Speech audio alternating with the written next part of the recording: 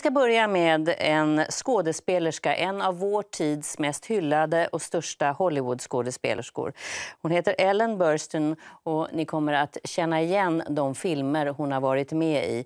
Ikväll så får hon ett stort pris, Lifetime Achievement Award på Stockholms filmfestival. Och jag fick en exklusiv intervju med henne.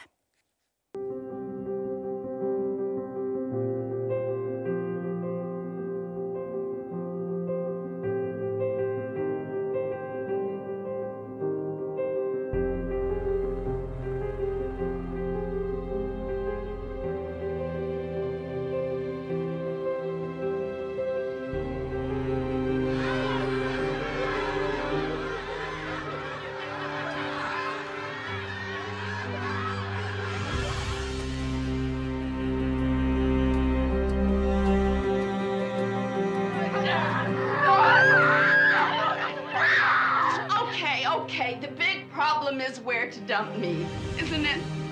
Well, isn't it? How's this? I'll shoot myself. Hello? Yes?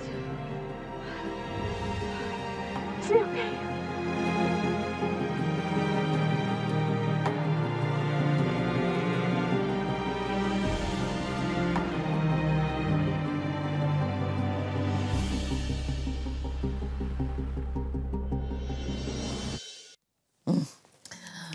Very welcome, Ellen Burstyn. It's an honor to have you here. Thank you. It's my pleasure. And congratulations to the Lifetime Achievement Award.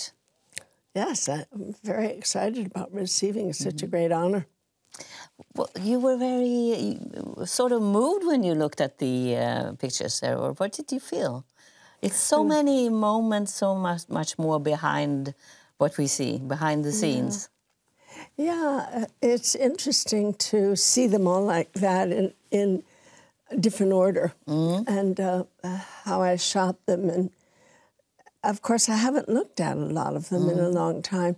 And so I've kind of forgotten some of them. And so looking at those scenes, I went, oh, yes, I remember that. Is it a joy to watch it? Is it joyful? I don't know. I'm not sure it's a joy or... it's interesting. That's all I can say. It's kind of like, oh, yeah, I remember that. And then probably memories comes back, what you did behind the scenes as well. Absolutely. Because I know that you have said that you had much more time when you did movies at that time, way back. Well, first of all, we had rehearsal.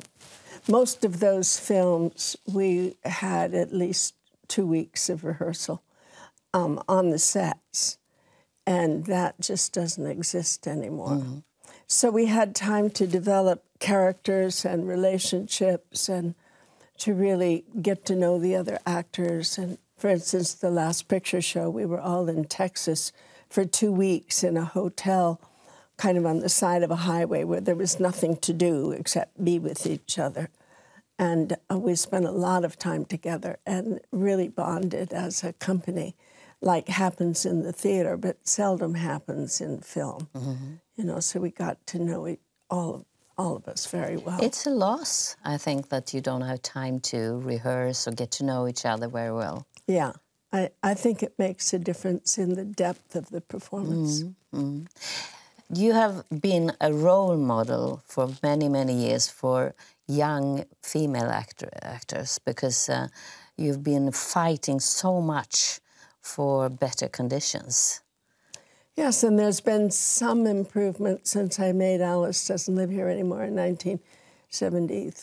Could you please describe how was it done when you did that movie? There's such a famous movie. I was shooting The Exorcist, and the dailies were being sent. We were in New York, and the dailies were being sent back to John Calley, the head of Warner Brothers. And he was looking at the dailies every day, and he called my agent and said, we'd like to do another film with her. And we said, fine, send us a script. And he sent all the script that they owned, where there were parts for women. And I read them all, and they were all either the loyal wife who stayed home while the husband went out and saved the world, or they were a prostitute, usually with a heart of gold, or they were a victim of a terrible crime. Or nurses. Or nurses. And I said, you know, it was right at the beginning of the women's movement in America where we were all kind of waking up that, as I said in Alice, it's my life. It's not some man's life I'm helping him out with. So I said I would like to do a film about a woman as I see women are today.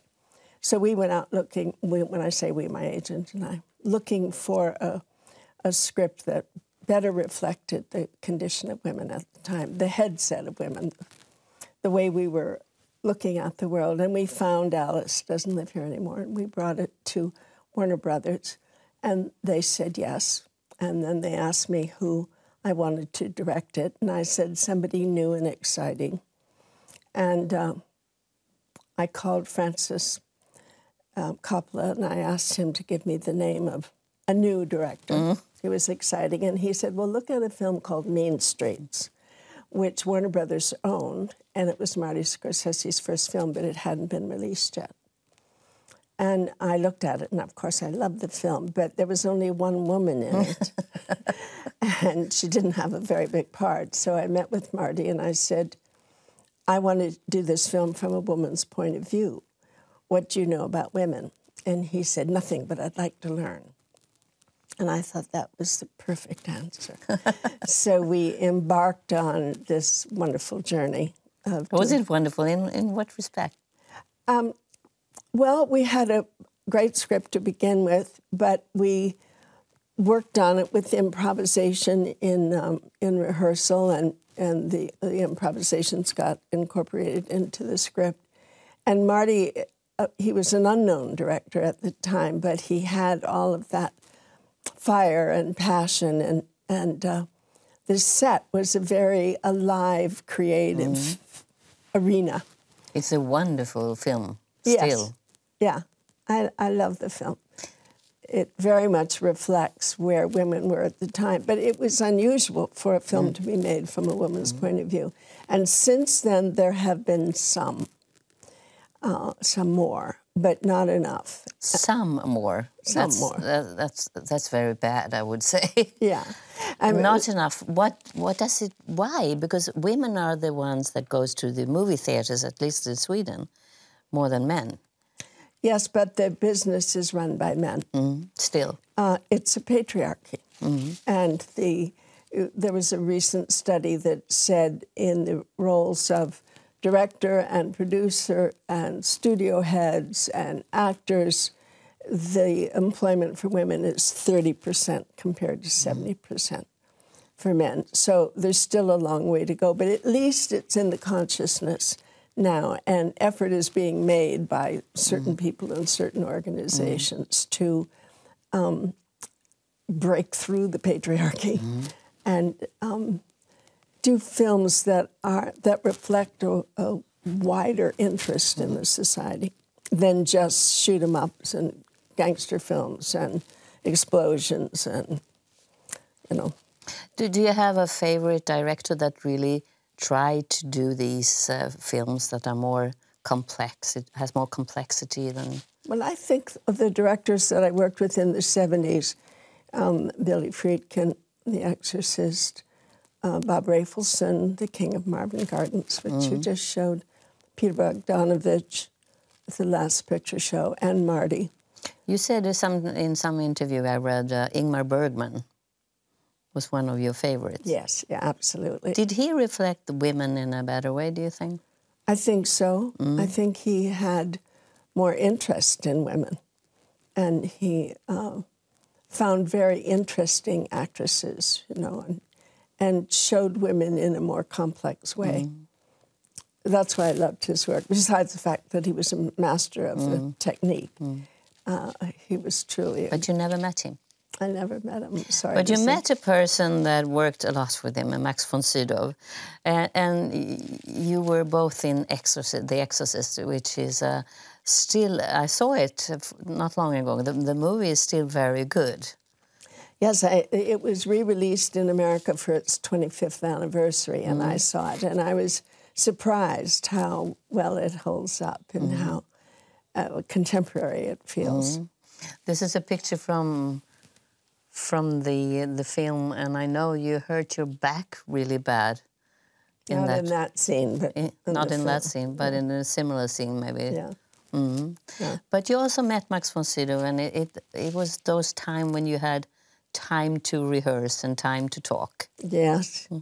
To me, I want to call him Prince Max.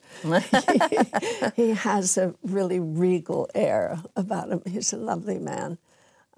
I very much liked working with him. It was a difficult film to shoot, you know. It was very tough scenes. Very tough scenes, very hard. And that scene that you had up there with the bed bouncing, we shot it, and then Billy looked at it, and he didn't like it, and he rescheduled it. And it was rescheduled on 5 different days. Throughout the shoot, that was always on the shooting schedule. So anytime we got done a little early, we would try and reshoot that. So it took 5 different times for it to finally look right. It's the first time you are in Sweden. Yes. And I know that you hoped to meet Max. Maybe they have a surprise on the evening when you're going to receive the fantastic prize, the award. But I would like to ask you a little bit more about the other important role that you have played, really, to fight for women's rights in movies, for them to be more complex and more, give them more space. But there are other women that we have here pictures on that are fighting too. Let me show you. These women are also fighting a lot. Yes, they're all wonderful human beings and actresses. And they are, I mean, heavy names, important names in the business, and still it's so many problems to solve. Well, because they're in a minority. You know, they're just, almost any film that you look at, there will be 4 or 5 major roles for men. And then all of the other subsidiary roles are for men. And then there'll be 1 woman, or maybe 2. You know, there's the girl, and possibly the girl's mother, or one of the guy's mother. But they're just, proportionately, there are more men. But do women write, I mean, they should write more scripts, and they should try to, do they do that? Well, they do. They it's do, a question but of whether or not they raise money for them. Okay.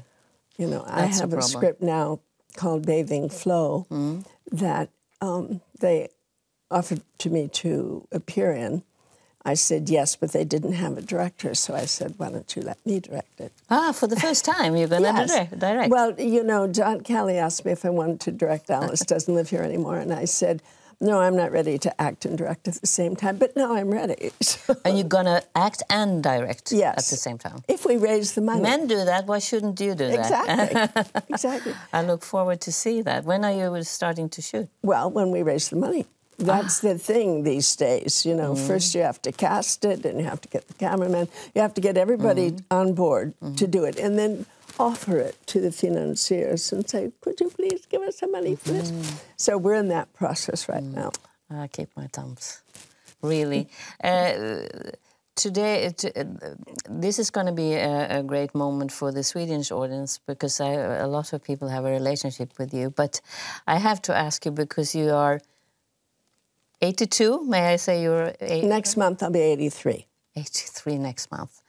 What keeps you going? Because you look fabulous, but you have this driving force to direct for the first time. What keeps you going? What do you think it is? I don't know, actually. I think I'm very ambitious. I love to work. I love my work. I love storytelling, and this is my way of storytelling.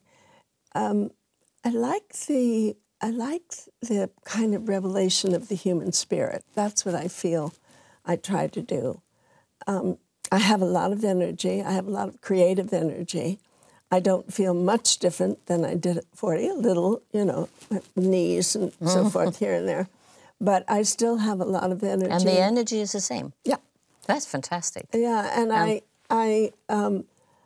am interested, you know, I'm interested in filmmaking. I love it. So I think and that keeps me- theater, because and you theater. love theater too. I do. You do one play a year, is it? I try. You try to do one play a year. Yeah.